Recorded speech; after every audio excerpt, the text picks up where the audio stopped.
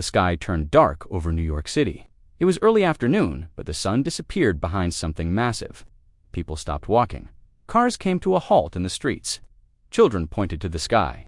A giant shadow moved across the clouds. Like a slow eclipse, high above Earth, an enormous alien ship hovered silently. Its black surface reflected no light. Strange glowing lines pulsed along its hull. The air felt heavier. The temperature dropped. A low hum spread through the atmosphere, vibrating through buildings and bones alike. Then came the voice. It boomed from the sky, deep and cold, echoing in every language across every speaker, screen, and device. People of Earth, this is the Galactic Empire. Your planet is now under our control. Surrender or be destroyed. There was a long pause. The world seemed frozen. Eyes stared. Hands trembled. For a moment, the planet held its breath. And then, laughter.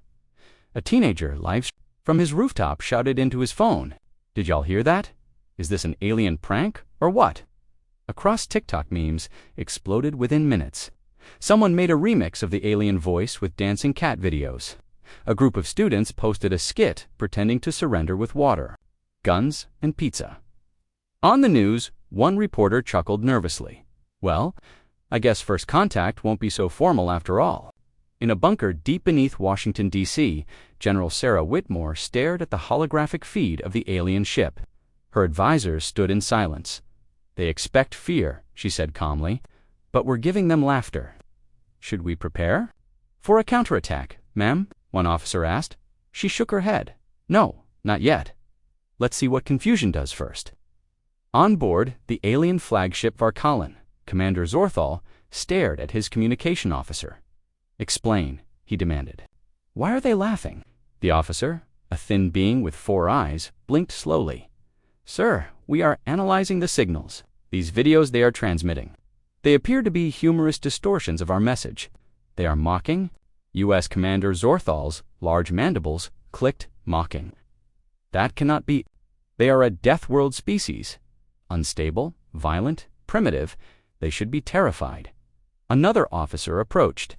"Sir, we attempted to disrupt their communication systems, but within 30 seconds, their hackers hijacked our override code and used it to project something called Rick Astley onto our internal screens." "Who is Rick Astley?" Zorthal asked sharply. "We don't know, sir, but he is never going to give you up." Meanwhile, across Earth, people were having the time of their lives. Instead of panic, late-night shows ran alien-themed comedy specials. One comedian joked, "If aliens came to Earth thinking we'd surrender, they clearly never watched human history. We don't even surrender during Monopoly." Online artists drew cartoons of humans teaching aliens how to dance. One viral image showed the alien ship with googly eyes taped on the front and the words, "Nice try," spray-painted on its side. At a university in Tokyo, a team of students began decoding the alien signals and discovered that the ship's systems operated on a basic wave-based logic grid. "We can mess with that," one of them said, grinning. They sent back a reply. "Not a surrender. Not a threat. Just a looping gif of a chicken dancing in front of a UFO commander." Zorthal slammed his claws against the command console. "This is not going as planned." Another officer stepped forward hesitantly. "Sir, our psychological warfare division suggests." "Withdrawal, withdrawal," Zorthal roared. "We haven't even fired, but their resistance is illogical. It's destabilizing our morale." Zorthal's eyes narrowed. "Prepare a direct strike. Target their largest communication hub." The Empire's ship fired a precision energy pulse at Earth's orbit. It disabled several satellites, mostly old, unused junk. Within moments, the blackout triggered a global response. But it wasn't what the aliens expected. A massive screen lit up in Times Square. On it, bold white letters appeared. "That's cute. Try harder," the crowd cheered. A group of influencers gathered in front of the screen and danced as fireworks erupted behind them. The aliens had just declared war, and humanity turned it into content. In Geneva, Earth's Emergency Council met with top global leaders. "Should we launch a counterstrike?" One general asked. "We barely know what their tech is capable of." President Amara Nguyen replied, "But we know what humans are capable of. What are you suggesting?" She leaned forward. "Psychological counteroffensive. troll them, hack them, humor them to death. A young programmer raised his hand. Actually, I already started. Their AI accessed Earth's internet. It self-destructed after trying to understand Twitter. The room burst into nervous laughter. Commander Zorthal was breaking down. Our AI is offline. Our morale is at 12%. One of our officers refuses. To leave his quarters, he keeps watching something called The Office. The science officer spoke up. Sir, I think their laughter is a defense mechanism. No, Zorthal growled. It's worse. It's a weapon. Earth's next move was more than clever. It was brutal. They hacked into the alien ship's display and showed them a montage of all the greatest human comebacks in history. vs. Goliath, underdog victories, and scenes from Independence Day. Then, a simple message appeared. We don't fear empires, we break them. With style. And to top it off, someone projected a dancing baby GIF directly onto the ship's hull from orbit. The Empire had come to conquer Earth. Instead, they became the biggest joke in the galaxy. The final straw came when a young girl from Mumbai uploaded a video directly addressed to the aliens. She held a sign that read, "Dear aliens, next time bring popcorn. Earth shows are fun." The video went viral on both Earth and the alien networks. Alien species across the galaxy started laughing. Some even joined in, sending their own memes and videos. The Galactic Empire's name became synonymous with cosmic embarrassment. Commander Zorthal stood before his remaining crew. We leave now, he muttered, defeated. There is no victory here, only confusion and shame. What shall we tell the council? An officer asked. Zorthal stared into the dark void of space. Tell them Earth is untouchable, not because of weapons, but because they laugh at fear. As the alien ship turned and vanished into the stars, the people of Earth stood united, with guns or fleets, but with laughter echoing into the sky. The galaxy had tried to conquer the Death World, but the Death World laughed, and the galaxy would never forget it. All across Earth, alien signals filled the air. Cities went silent. Power flickered. Strange pulses hummed through satellites, phones, and speakers. The Empire expected terror, but what they heard instead was strange, disturbing laughter from millions of voices, loud, honest, human laughter. Commander Zorthal stood motionless on the command deck of the Empire's flagship Varkalan. The air was thick with tension. Holographic screens floated before him, displaying real-time footage from Earth's cities, but instead of humans running in fear, instead of leaders surrendering or armies falling to their knees, Earth was laughing. Confirm again, Zorthal hissed. What is the emotional state of the Deathworlders? The comms officer responded, hesitant. Analysis shows excitement, amusement, confidence. Confidence, Zorthal growled. They dare feel bold before the might of the Empire. The officer tapped rapidly. Sir, in the last 30 minutes, over 2 million new joke transmissions have been shared among the human networks. Joke transmissions. Yes. Sir, images, short videos, audio distortions of our voice. They're calling you. He paused, unsure how to continue. Zorthal stepped forward. Say it, the officer sighed. They're calling you. Lord Megachin, why? Because the camera angle from our ship made your jaw look unusually large in their broadcasts. Mandibles clenched tightly. They are mocking the Grand General of the Galactic Empire over jaw structure. Another officer joined in. Sir, it gets worse. They made an entire remix song out of our surrender demand. It has over 300 million views already. He played a short clip, surrender or be destroyed. Boom boom, beat drop, aliens in the sky, and Earth said hi. Lasers blink, but we just wink. Galactic what? You stink. Zorthal slammed his claw on the table. Shut IT off. On Earth, the opposite of panic was unfolding. In London, massive crowds gathered in front of a theater to watch a live reenactment of the great alien monologue. In Paris, artists painted the alien ship floating above the Eiffel Tower with googly eyes and bubble letters that read, "Nice, try," in Seoul. A popular girl group released a new music video titled Laughing at Lords, featuring alien dance moves. And in Washington, D.C., General Sarah Whitmore stood in the war room watching the chaos unfold. Except it wasn't chaos. It was control. Humanity was, somehow, in charge of the moment. She sipped her coffee, smirking. They thought fear would win. But fear doesn't work on a species raised on horror movies, internet trolls, and 5 world wars. A communications officer grinned. "Ma'am, we just intercepted another alien signal. It's encrypted, but we cracked it. What's the message?" He tapped his earpiece. Internal Empire report. It says, Earth's reaction is causing psychological instability in lower-ranked troops. Immediate solution required. Instability, she chuckled. They haven't even seen our sarcasm yet. Up in orbit, chaos was building inside. The alien fleet. Morale was crumbling. Young recruits who had never seen battle were questioning their training. "Commander," one cadet whispered, "we were told these Deathworlders were savage and afraid. But they're entertaining." An older soldier growled. "This is a trick, a form of reverse psychology, surely." But that night, 5 alien soldiers were caught watching Earth comedy shows in secret. Worse, they were laughing back.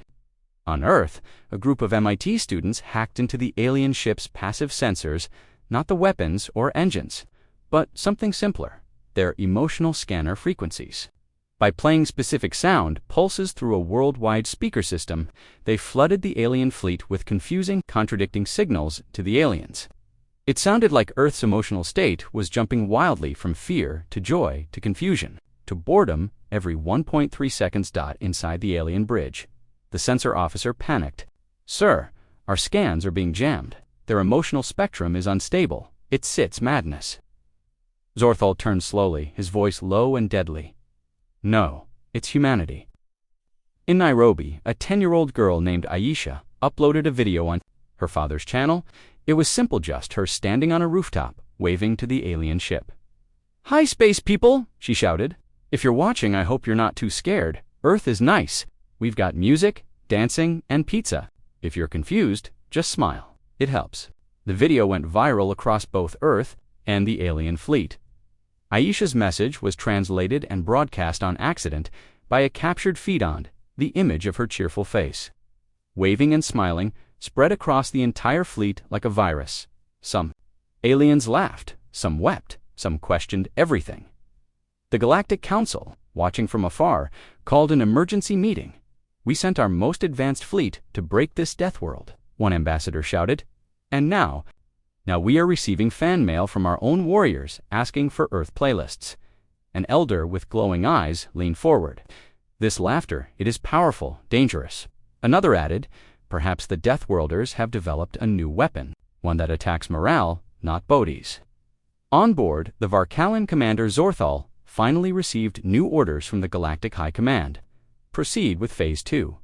If psychological warfare has failed, use fear. He stood silently, then nodded. "Prepare the visual bombardment," he said. The next morning, Earth's sky lit up again. But this time, instead of a message or shadow, the alien ship began projecting terrifying 3D holograms in every major city. Giant alien monsters, fire raining from the sky, and simulations of Earth being destroyed. The goal was to break the human spirit, to create silence. But instead, one man in New York pointed to the flaming sky and yelled, "Bro, is this the new Marvel movie trailer?" The crowd burst into cheers. In Rio, people danced under the alien firestorm like it was part of carnival. In Cairo, someone plugged in a speaker and began blasting Stand Alive while the simulation of Earth crumbled behind him. Even dogs barked happily. The aliens had miscalculated again. Humans didn't just laugh at fear, they danced in its face. Back on the Varkalan, silence filled the bridge. Zorthal couldn't understand it. How? Why won't they break? The communications officer stared at a new Earth broadcast. He turned to the commander. "Sir, they're now selling shirts that say, 'I survived the Galactic Empire's comedy hour.'" Zorthal dropped into his command chair. "They're turning our invasion into merchandise." That night, across Earth, people celebrated like it was New Year's Eve. Not because they'd won, not because the aliens had left, but because the world had done something together. No borders, no fighting, just unity and laughter. The alien fleet had expected to find a weak, divided, frightened planet. Instead, they found a people that joked in the face of death, created art from war, and made the universe laugh with them. And, somewhere, high above, the mighty Galactic Empire realized they hadn't just misjudged Earth. They'd underestimated the most powerful force in the galaxy, the human spirit. Above Earth, the Empire's warships shimmered in the upper atmosphere. Their lights blinked like red warning eyes. They failed with fear. Visual bombardment hadn't worked. Psychological tactics had backfired. But Commander, from orbit, they began releasing high-frequency resonance beams harmless to matter, but designed to shake air molecules, bend clouds, and echo across the skies with inhuman roars. It was an illusion of nature rebelling. In most corners of the galaxy, this would have sent civilians screaming into underground shelters. Entire civilizations had surrendered to less, but this was Earth. In Tokyo, a man pointed to the red cloud letters and said, "Is that Comic Sans?" In Toronto, someone held up a sign that read, "Nice graphics." 6/10 in Los Angeles turned into an internet trend in the alien fleet. Chaos brewed again. "They're not afraid," growled the tactical officer. "They're mocking our storm." And holding signs like, "Take me to your Netflix," Commander Zorthal slammed his claw on the control panel. They dare insult an Imperial thunder surge. Gigantic laughing faces floated next to the Empire's terrifying GLYPHS in Berlin. A choir gathered in front of the Brandenburg Gate and sang "Stayin' Alive" as the storm raged overhead in Cape Town. Artists painted murals of humans riding alien ships like rodeo bulls. Humanity had officially turned the Empire's attack into street art. Meanwhile, in a military base deep beneath the Rocky Mountains, Whitmore nodded. "I saw dancers in Rio, gamers in soul hacking, alien broadcasts, old ladies in Moscow." A smirk crept across her face. "Let's push back." Massive, synchronized image projectors displayed pixel art animations directly into the upper atmosphere for alien ships to see. First came the spinning, Earth in sunglasses, with the text, "Still here, still laughing." And finally, a 10-minute silent cartoon titled "How to Invasions 101 Earth Edition," which showed aliens failing at everything they tried. The entire thing played on repeat for hours. Inside the alien warship, Varkalin, Commander Zorthal sat frozen, eyes twitching as the pixel frog danced again. How did they breach our optical layer? They aimed their own light into our line of sight. So they're not hacking. No, sir, just trolling. Zorthal clenched his claws. Begin the next phase. A streak of green plasma sliced through the atmosphere, far above the Atlantic Ocean. The blast created a shockwave that echoed across the world. For 30 seconds, there was silence. Then, from the middle of New York's Times Square, a voice shouted, "That's it! It again, I missed it. Sounded like my microwave when I burned popcorn." #Galactic fail began trending globally within minutes in a quiet suburb of Nairobi. The crew of the Varkalin stared at the single word blinking on their tactical screen. One of them stood up and quietly removed his helmet. "Commander, permission to request transfer." To Sanitation Division, the fleet, an officer muttered to herself, "Maybe Earth isn't a death world. Maybe it's a comedy world." "No," her captain replied. "It's worse. It's unpredictable. That makes it terrifying." The officer nodded. The captain shivered, joined the live stream where they showcased their best jokes, songs, animations, and counter-tactics. The U.S. showed off their new anti-scan jammers that broadcast Rick Astley whenever aliens tried to map human brainwaves. South Korea displayed holographic decoys that projected looping prank videos of cows dancing in zero gravity. Nigeria demonstrated a drone swarm that formed a giant text in the sky. No fear, only flavor.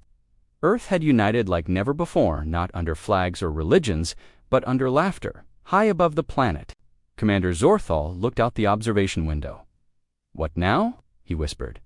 But no one answered because, in that moment, a final message appeared in front of their flagship, a giant emoji, a simple, smiling face.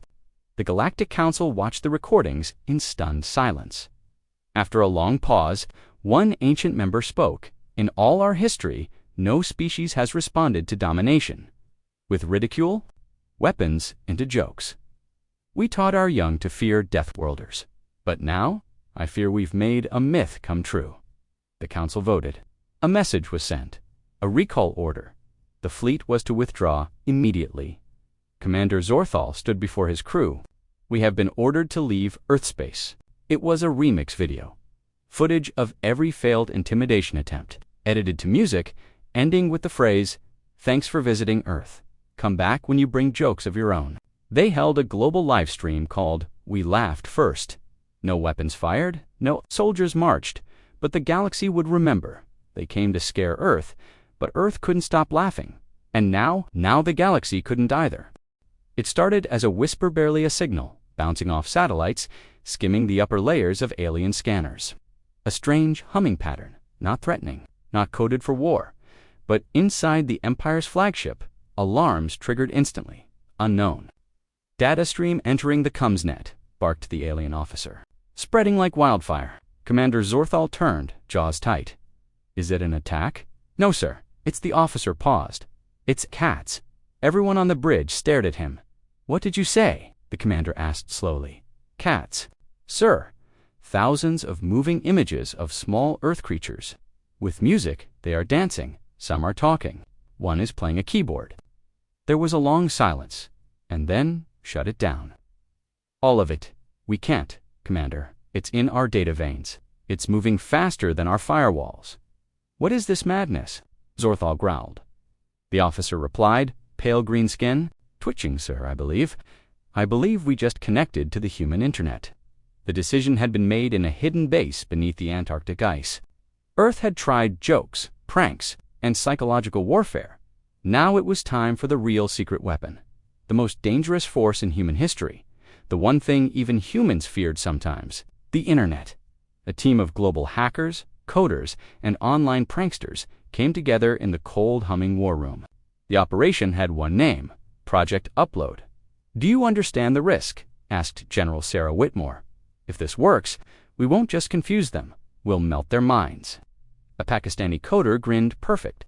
That's exactly what we want." In orbit, the alien fleet was experiencing something never encountered in their long, proud history. Overload. The Earth signal didn't attack with foresight, overwhelmed with chaos. Endless, random, strange content streamed across every screen. A goat screamed like a human. A toaster exploded in slow motion. A dancing banana sang a song about potassium. On board one cruiser, a junior officer burst into tears. "I just watched something called a TikTok challenge, where humans eat soap. Why do they do this? Why?" An alien tech specialist whispered, "Sir, they are not bound by logic. They are digital savages."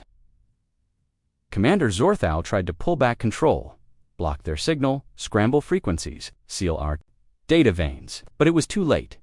Earth's memes, videos, live streams, even advertisements had already embedded into the alien systems. Their own ship's AI began glitching, playing Earth music at random. Worst of all, the Empire's War AI Mindcore 7 had tried to interpret human humor and broke. "Sir!" shouted a technician. "Our core AI attempted to calculate the logic behind the phrase, 'Why did the chicken cross the road?' It triggered a recursive crash loop. Mindcore 7 is dead, sir. Back on Earth, laughter-filled underground bunkers. We got one." A Russian engineer shouted, "Their AI is down." Cheers erupted. "Deploy Wave 2. Ordered." Whitmore. The second wave of content flooded the Empire's systems. This time, it wasn't just jokes, it was history. Earth's chaotic, violent, wild history, clips of world wars, street riots, explosions, victory speeches, music concerts, moon landings, civil rights marches, Hiroshima, Woodstock, black holes, lions hunting, babies crying. The full spectrum of humanity's beauty and horror rushed into alien minds. Once on board the Varkalin, the crew trembled. "Commander," one officer whispered, "we are unprepared. They have no single culture, no single logic. Their minds operate in contradiction." Zorthal's eyes twitched. "Then we must contain it." But before he could issue orders, the alien ship's screen blinked. Video started playing. A man with wild hair screamed, "Aliens!" "I don't know, man, but it was aliens." "Sir," muttered a communications officer, "they've hacked our command feed again." A new image appeared, a tiny dog in a space helmet riding a robotic vacuum cleaner. The caption, Earth's final defense force. The bridge fell silent, and then an alien lieutenant let out a quiet chuckle. It spread like wildfire, laughter among the alien ranks. They tried to stop it, but the content was too strange, too unpredictable. 1 minute, it was poetry. The next, explosions. Then, someone with a pineapple on their head shouting nonsense about llamas. No training manual prepared them for this. The Galactic Council called an emergency assembly. "This cannot continue," roared one elder. "Their signal is corrupting our fleets. Their data is." "Alive?" another shouted. "They have weaponized chaos." A third stood slowly. "Perhaps they are not primitive at all. Perhaps their chaos is the strategy." They sent a message to the fleet: "Cease all further attempts at control. Study them instead." But it was too late. The internet had taken root. Inside the Varkalan, a quiet transformation began. Alien soldiers downloaded human music onto their private devices. Pilots painted their ships with Earth memes, one even added. Fuzzy dice in the cockpit. A battle medic replaced his combat chants with Michael Jackson's Thriller. One squadron renamed itself the Space BROS. Commander Zorthal could do nothing. He stared at the stars, stunned. "These creatures," he said, "they mock war. They defy fear. They laugh their way through death." On Earth, things were calmer now. The sky was still watched. The ships still floated above, but no new threats came. Instead, strange signals began to arrive. Alien questions, requests, greetings. An alien poet asked for Earth's favorite poems. A young alien asked what pizza tasted like. Another requested the full lyrics to Bohemian Rhapsody. General Whitmore sat in silence, watching messages scroll in there. "Changing," whispered her aide. "Or being changed," Whitmore said. "By the one thing they never expected." "What?" she smiled. "Us." In a remote farm in Australia, a boy received a direct message from an alien student asking how to play Minecraft. He replied, "Step 1, punch a tree." The alien wrote back, "Terrifying. I love it." On the Varkalan commander, Zorthal stood alone in the command chamber. He looked at a small screen playing human videos. A boy dancing with his grandmother, soldiers helping strangers, street food stalls, rain on a window. The Deathworlders were not what they seemed. Not at all, he finally whispered to himself. How do you conquer a species that turned the worst of life into music? Earth had revealed its deadliest weapon. Not nukes, not ships, not lasers, but the raw, uncontrollable force of its spirit. The infinite chaotic, flawed, beautiful, had torn through the Empire like a supernova, and humanity. It laughed as it uploaded everything.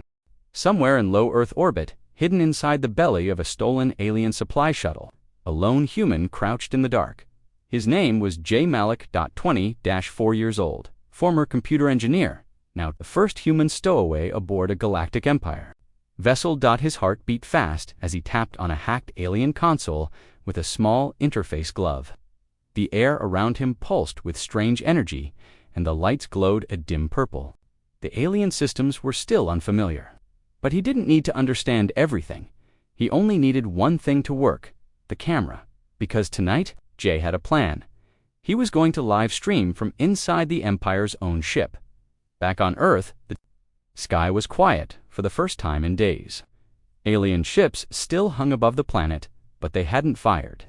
Instead, strange transmissions flowed from space, some hostile, some curious, some confused. Humanity had overwhelmed the aliens with laughter, memes, and chaos. Now they waited for the next move. Inside a secure bunker in Washington, General Sarah Whitmore received an encrypted ping. A red icon blinked on the map right above the Western Hemisphere. "Who's that?" she asked. Her comms officer stared. "Why ma'am? It's a human signal. In orbit? Yes, ma'am. It's going live."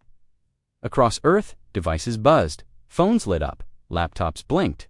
Every screen across the planet displayed the same thing. A messy-haired young man in a leather jacket, grinning at the camera with purple alien lights flickering behind him.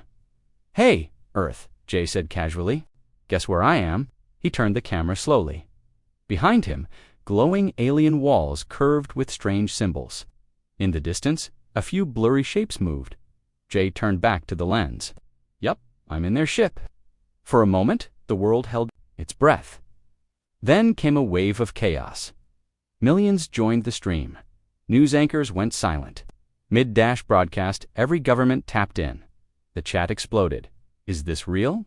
Bros on a UFO RN tell them we want pizza diplomacy. Put on a tinfoil hat for safety. Hack their coffee machine, Jay smirked. Relax, people. I'm safe for now. I slipped in when one of their supply crafts hit debris and got pulled down into Earth's atmosphere. They picked it up before it fully crashed, and I was inside. He leaned forward, and now I'm on their network. In the alien warship Varkalin, alarms blared. Commander Zorthal was already shouting orders. Who? Is he? How did he get on board? He's human, replied the sensor chief. And worse, he's live blocked the feed. We can't. He's using our own emergency broadcast frequencies. Zorthal turned toward the nearest screen and saw Jay, smiling. Hi, Megachin, Jay said, waving the crew, gasped, double quotes, ... He addressed me directly, Zorthal muttered. Stunned, Jay tapped a few buttons on his wristband, and the feed switched to a side hallway, where two confused alien guards stood staring at each other, unsure of what to do. They don't know I'm here, Jay whispered dramatically, yet he turned back to the camera. But I'm not just here to spy. I have something to say. He held up a piece of paper with large, bold words written in marker. Earth sends love, and memes. The chat exploded again, back on Earth. General Whitmore watched silently. Get me a direct line, she said. But ma'am, an aide replied, he's using their own system. We can't reach him. I don't want to reach him, Whitmore said. I want the aliens to see this. She leaned back and smiled. Let the kid talk. In orbit, alien officers were panicking. He's corrupting our channels, sir. The crew is watching. Indeed, dozens of alien soldiers were already watching the stream on their personal monitors. Some laughed. Others shook their heads in disbelief. One young recruit whispered, he has no fear. Another added, he's having fun. Jay took a deep breath. Then he spoke, not with jokes, but with heart. You came here thinking humans would bow, that we'd be scared, that we'd cry, or run or beg. He pointed to the camera. But here's the thing. We've lived through horror. We've seen monsters, real ones. We've made mistakes, but we also built art, music, science, love. We don't run from fear. We joke about it. He paused. We don't fight just with weapons. We fight with spirit, with laughter. Jay tapped his wrist, and the stream cut to a video montage. Humanity in all forms crying, laughing, dancing, helping, protesting, building. Then it faded back to Jay. So, if you want to talk, if you want to understand, listen. But if you want to scare us? He leaned close to the camera. Then you picked the wrong planet. Inside the Varkalin, something strange happened. The bridge went quiet. Commander Zorthal stared at the screen, jaw tense, but he didn't speak. Not yet. Jay stood and slowly walked through a corridor. The camera stayed steady. This place, he said, tapping a wall, it's just tech, cold metal, lights, systems. But you know what makes a ship strong? The people in it. He paused. And maybe some Earth music. Jay grinned and hit a final button. The song We Will Rock You began playing on every alien ship, one by one, across the entire fleet. Alien soldiers looked at each other in confusion. Then came the stomp. Stomp. Stomp. Clap. On the bridge, Zorthal whispered. What is this rhythm? It's called Queen, sir, said a young alien quietly. Who is their leader? They don't have one. Zorthal looked at the stars, unsure, terrifying. Back on Earth, Jay's stream ended with a wink. Gotta go. I think they just found me. Wish me luck. He saluted the camera. Then the screen went black dot. The world exploded in cheers. Earth hadn't fired a single weapon, but somehow it had just won another battle. One voice, one message from the heart of the enemy. Jay wasn't caught. When the aliens checked the halls, he was going to vanish into a maintenance duct. Some said he escaped in an emergency pod. Others said he's still up there, sneaking through vents, making the aliens watch Vine compilations. All Earth knew was this. One man went, live, and the galaxy listened. Above Earth, the great alien fleet no longer glowed red with threat. Instead, it hovered quietly, like a row of guests who'd arrived too early to a party they didn't understand. For the first time in the Empire's history, they didn't want to conquer, they wanted to ask questions, to understand, to negotiate. But how do you negotiate with humans when your invasion had become their entertainment? That's when the Empire made a decision no one expected. They would send diplomats, and those diplomats would land in New York City. At exactly 11 a.m., a sleek silver shuttle descended into Central Park. People didn't run. They brought out food trucks. Thousands gathered, some with signs, some with live streams, and some dressed like aliens. One man stood on a bench holding a sign that read, "Earth is closed today. Come back tomorrow." The alien doors hissed open. A ramp lowered. 3 tall, serious diplomats stepped down. Their long robes shimmered. Their posture was perfect, their faces unreadable, and in front of them stood a woman in jeans, a hoodie, and sunglasses, held a microphone. "Hi," she said, smiling. "I'm Carla Mendoza. I'll be your translator and cultural liaison for today." The lead diplomat gave a polite nod. "We come in peace. We seek dialogue with your leadership." Carla grinned wider. "Oh, they sent me instead. We decided to do things a little differently." She turned and waved. From behind her, 3 other humans stepped forward. None were politicians, none were generals. They were comedians. The lead alien blinked slowly. "We were told this would be a high-level negotiation." "Oh, it is," Carla said. "But you tried fear, you tried technology, and then you met the internet." She gestured toward the crowd. "So now it's time you understood something even more dangerous." She stepped back. Humor. The first comedian stepped up, a Nigerian stand-up named Jaido Koro. He waved to the crowd and smiled at the aliens. "Nice robes," he said cheerfully. "You look like you just came from a space court." The aliens tilted their heads. Jaid continued, pacing slowly. "You know, I always wondered what first contact would look like. Lasers, beams, maybe some big speech about unity." He pointed at the alien ship behind them. But no. These guys showed up, blocked the sun, and projected creepy faces into the sky. "Bro, that's not an invasion. That's bad customer service." Laughter exploded through the crowd. The aliens looked confused. One of them almost smiled. Next came a woman from India, Layla Shah. She bowed playfully. "Namaste, Galaxy. Guests, welcome to Earth." She turned serious, then said, "You know what scares humans the most?" The aliens leaned forward. Layla paused. A low battery warning. The crowd howled. She kept going.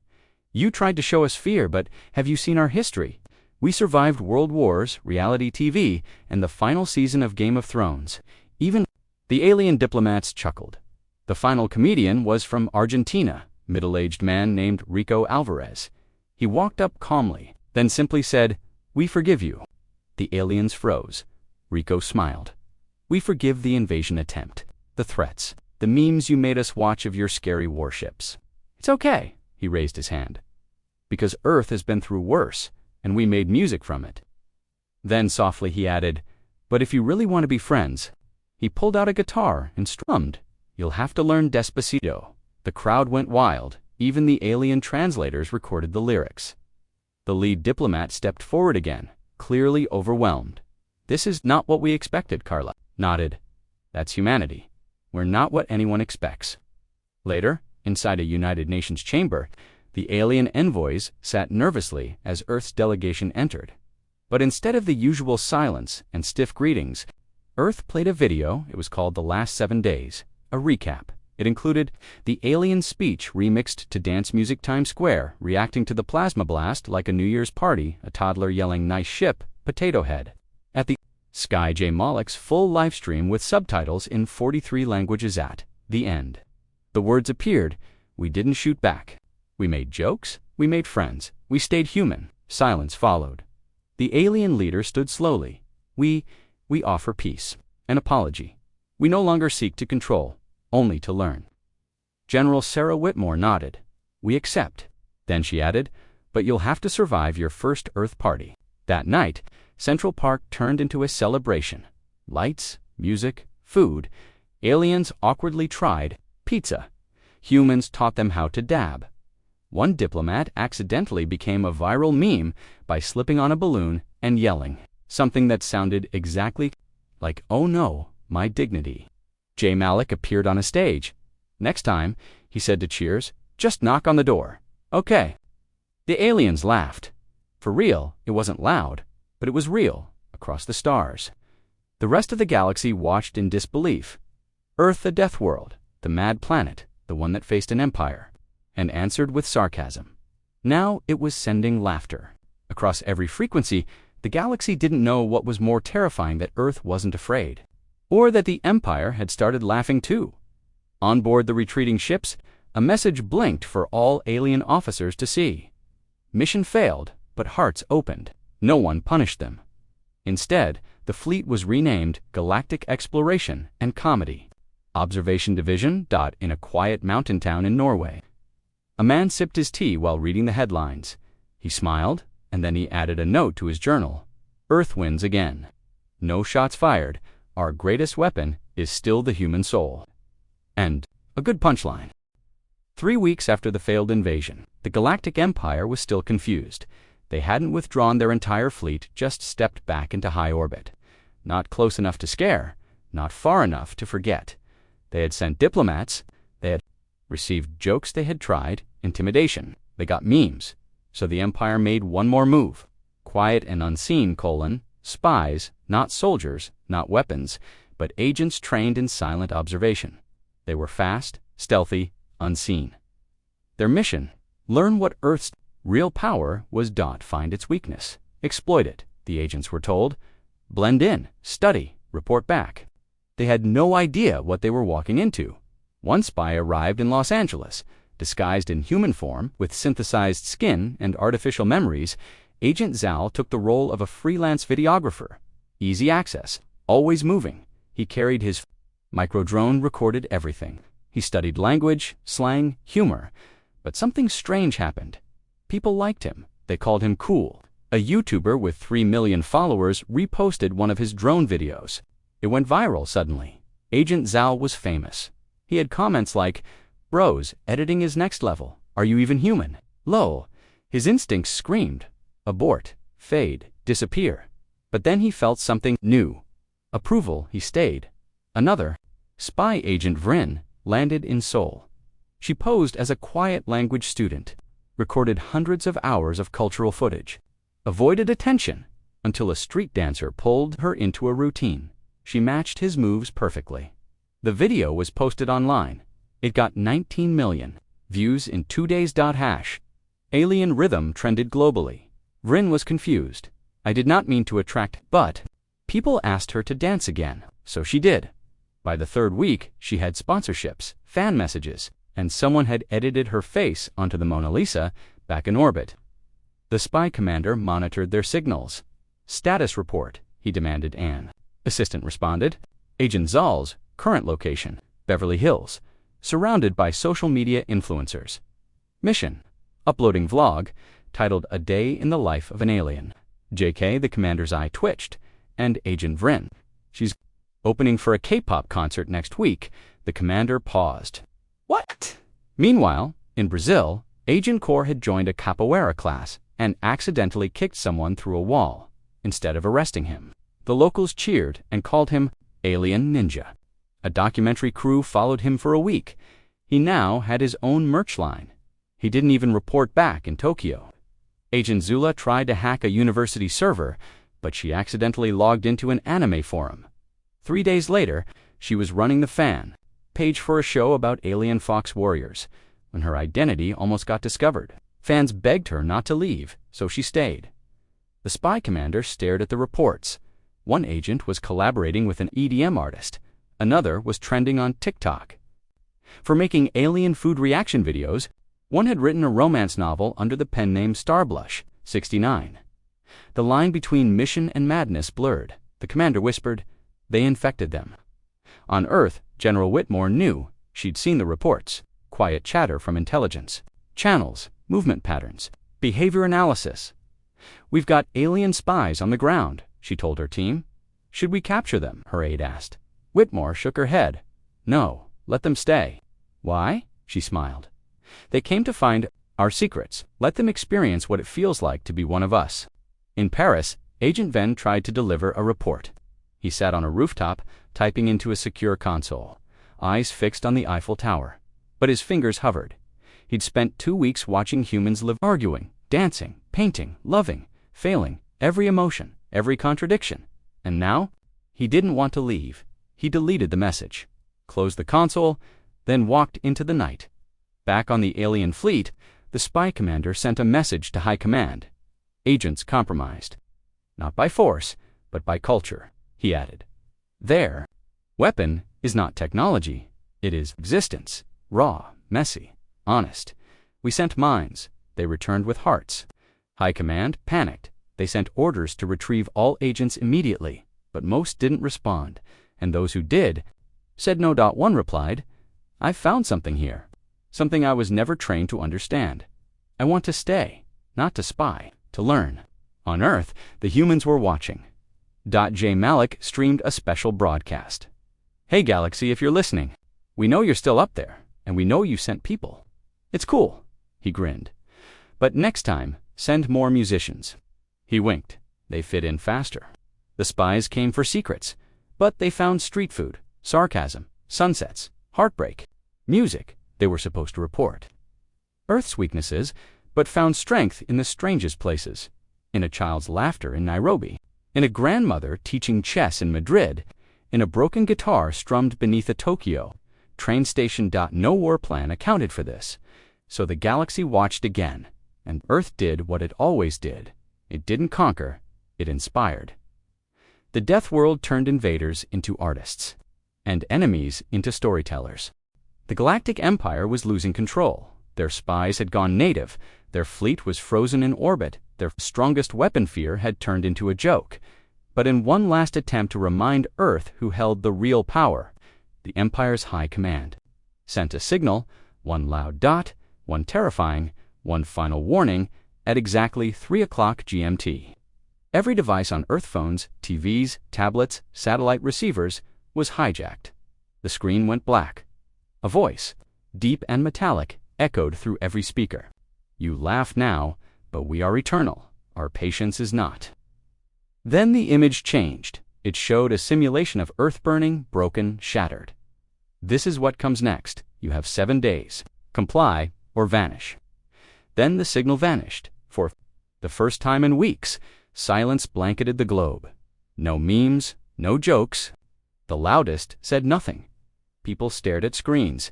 The Empire had reminded them what it could do. Inside the UN security bunker, General Sarah Whitmore sat in front of a silent panel. One advisor finally spoke. "Should we prepare for retaliation?" "No." Whitmore replied quietly, "Shall we open peace channels again?" She didn't move. "Then, what do we do?" the aide asked. Whitmore looked up. "We remind them who we are." Within the hour, an encrypted message was sent to every major media platform. One line, Project Echo is a go. No weapons, no counter-threat, just a request. Play the song, every city, every street, every speaker, all at once at exactly 9 o'clock GMT. Earth responded, not with missiles, not with soldiers, but with a song. It started softly, a single voice, a girl in Johannesburg, singing into a mic. Her voice shook, pure and raw. Then came another from a mountaintop in Peru, then another in a cold Moscow subway, then New York, Lahore, Nairobi, Manila, London, Tokyo, millions. Of voices joined the same song in hundreds of languages, a message layered into melody. You showed us fear, but we showed you fire. You threatened the stars, but we sang even higher. Alien ships above Earth froze. Their sensors picked it up immediately. The song was simple, yet haunting. A tune no machine could understand, but every living being felt. The Empire had no idea what they were hearing at first.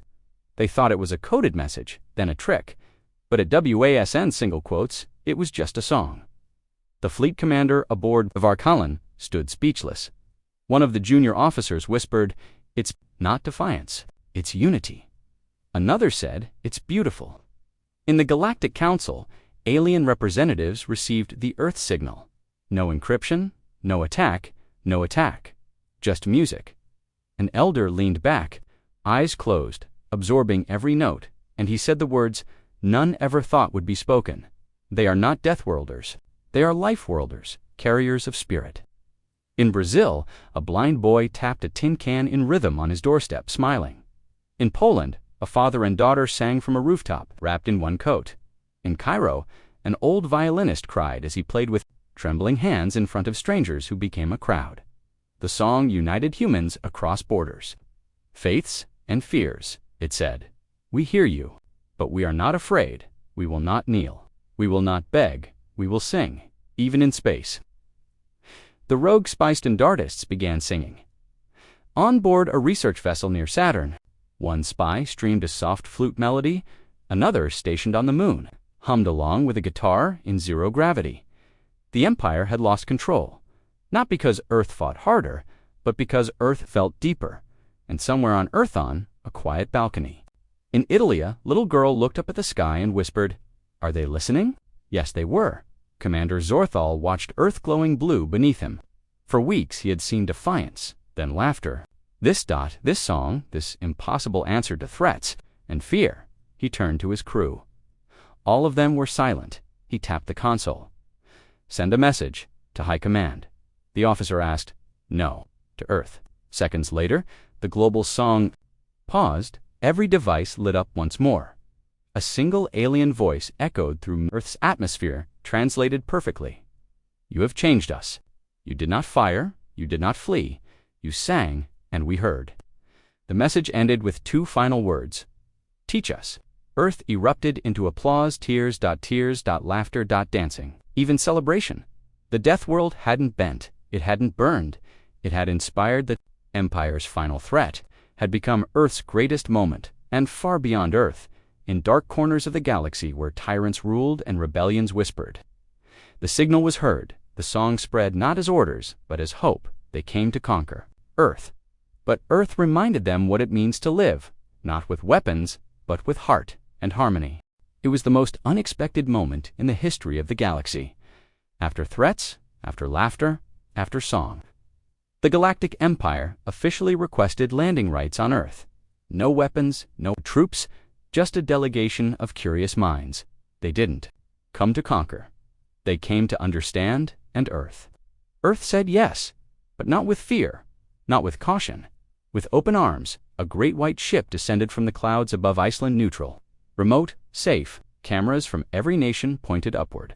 Crowds stood by, bundled in jackets, breaths visible in the cold air.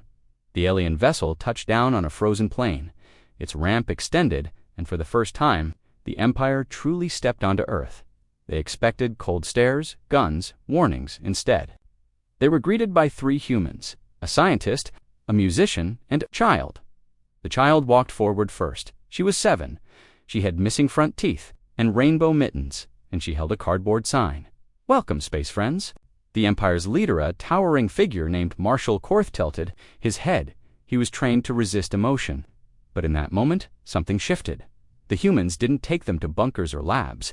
They took them on a tour, not just of cities, but of life. Stop 1. A Brazilian favela. The aliens saw graffiti, colorful, wild, alive. Children laughing in the streets, kicking a half-flat ball. Music blaring from windows. "How can there be joy?" one alien asked, "when there is so little?" The human guide replied, "Because joy is free." Stop 2. A Kenyan wildlife preserve. An alien stood frozen as a lion passed by, slow and golden. "What is the purpose of this creature?" Another alien asked. The park ranger smiled. "No purpose. It just is." The aliens said nothing. But their scanners ran hot. Stop 3. A Tokyo arcade here. They learned obsession, dedication. The strange way humans battled in games that meant nothing to them. An alien officer became addicted to rhythm games in under 3 minutes. Stop 4. A hospital in India. The aliens expected fear. Instead, they found kindness, doctors working tirelessly, families sharing beds, nurses laughing as they worked. "They're in pain," said one alien. "Yes," the doctor said. "That's why we make each other smile." Stop 5. A Syrian refugee camp here. The aliens saw the truth, the cost of war, of failure, but also the will to rebuild. A girl with a burned leg taught an alien how to write her name in Arabic. She giggled when he got it wrong. He kept the paper. Everywhere the aliens went, they were not feared. They were seen, not as conquerors, not as monsters, but as guests. Marshal Korath sat one evening beside a fire in Alaska, the sky shimmering with auroras. A human elder handed him a thermos of coffee. "It's bitter," he warned. Korath took a sip and winced. "Why drink this?" The man shrugged. "Because it keeps us going." Korath stared into the fire. "So does your spirit." The Galactic High Command sent impatient messages. "What have you learned? What is their weakness? Can they be controlled, Marshal?" Korath finally replied, "Yes, I've found their weakness." He paused, then added, "It is that they feel back in orbit." Alien ships began deactivating their weapon systems, not by order, but by choice, crew by crew, ship by ship. One officer said, "I came to crush this world. Now I just want to walk its forests." Another added, "They have no shields, yet somehow they are unbroken." In London, J. Malik hosted a global livestream titled, "What to Show the Galaxy Next." Millions watched. He sat beside a few alien diplomats now living on Earth. They wore scarves and awkwardly held mugs of cocoa. "So," Jay said, "we showed you pizza, jazz, and memes. But now, we want to ask something." He looked into the camera. "What do you fear?" The aliens blinked. Jay smiled. "Because here on Earth, we say, if you laugh at your fear, it can't own you." The livestream ended with Earth's message, broadcast across the stars to every species listening.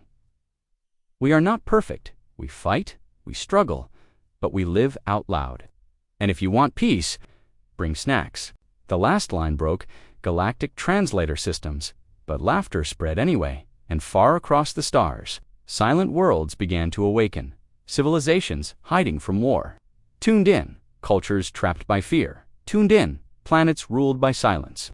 Listened, because something impossible had happened. The death world had become the light.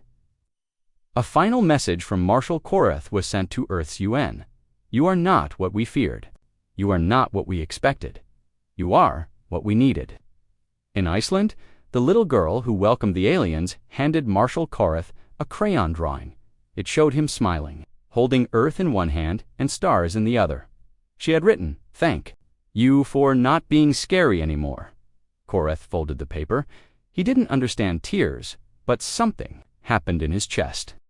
It had been 90 days since the invasion that wasn't. The Galactic Empire had come with fire and force, and left with laughter, songs, and ice cream. But something even greater was unfolding. Now other species once silent began to speak. Whispers of rebellion, cries for freedom, signals from distant systems. Once crushed under the Empire's rule, they had seen Earth, they had heard Earth, and they were no longer afraid in the depths of space. A small moon called Virix Prime lit up with thousands of tiny lights, not weapons, torches. A peaceful march against the Varnok overlords, and leading the crowd was a woman holding a sign that said, "If Earth can stand, so can we." Earth had become a symbol of madness, of resilience, of hope. The Empire didn't know what to do. How do you fight an idea? How do you fight an idea? How do you crush a planet that refused to hate you back? How do you silence a world that answered every threat with joy? Inside the Galactic High Command, arguments raged. One faction wanted to retreat forever. Another wanted to strike back harder. But one voice silenced them all.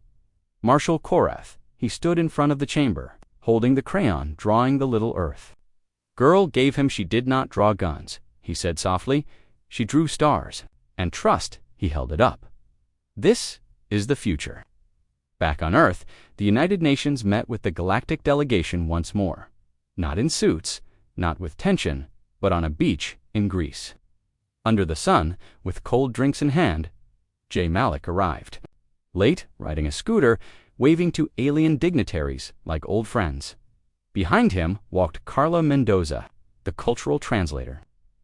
Now head of Earth's newly formed Galactic Department of Expression, she carried a tablet with Earth's message to the stars. It read, "We are open to trade, to laughter, to stories, but never to fear." Then, something no one expected happened. Earth was offered a seat in the Galactic Council, No other species from a death world had ever been considered. No species with a history of war, rebellion, and chaos. But Earth was different. It had made the galaxy laugh, cry, feel, and now it would help shape the future. In a packed hall deep in orbit, hundreds of alien leaders stood as the Terran flag was slowly raised. Not because Earth demanded it, but because Earth had earned it. Jay stood behind the podium. He wore jeans, a t-shirt that said Earth EST01 AD roughly, and held no speech notes. "Thanks for the invite," he said. "We brought snacks." The aliens laughed, but Jay's face turned serious. "We're not here to control or to conquer, or to fix anyone. We're here because someone finally listened." He paused, "and we'd like to keep that going." He stepped back. No long speech, just presence. That was enough. Back on Earth, people danced in the streets, not because they had won a war, but because they'd started a new chapter, one where Earth was no longer a backwater planet, no longer feared, no longer ignored, but known for its chaos, its heart, its fire. Years later, alien textbooks would teach about the first contact event, but they didn't show images of warships. They showed a meme of Marshal Korath in sunglasses, with the caption, "Came to conquer, stayed for the food." They played the Earth song in every graduation ceremony, and every child on every planet learned the quote from Earth's response to the invasion. "We don't hide from the dark. We dance in it." As for the spies turned influencers, they stayed. Some became chefs, others musicians. One became a wildlife photographer in South Africa. Obsessed with meerkats, they never went back. They never wanted to. Malik continued to stream from a ship that now traveled between worlds, teaching aliens how to make pancakes and prank each other with rubber chickens. Carla opened an academy to teach diplomacy through comedy. Marshal Korath retired to Earth. He built a small house in the forests of Canada. Every week, the little girl who gave him the drawing came to visit with her mom and a backpack full of questions. He always had answers. Or jokes, sometimes, both. And Earth. Earth became something new, not a superpower, not a capital, but a reminder that the most dangerous thing in the universe isn't a weapon, or a fleet, or a threat. It's a planet that refuses to hate, that laughs in the face of fear, and sings when the stars go quiet. The galaxy would never be the same, because the day they tried to break Earth was the day Earth broke them open instead. The end.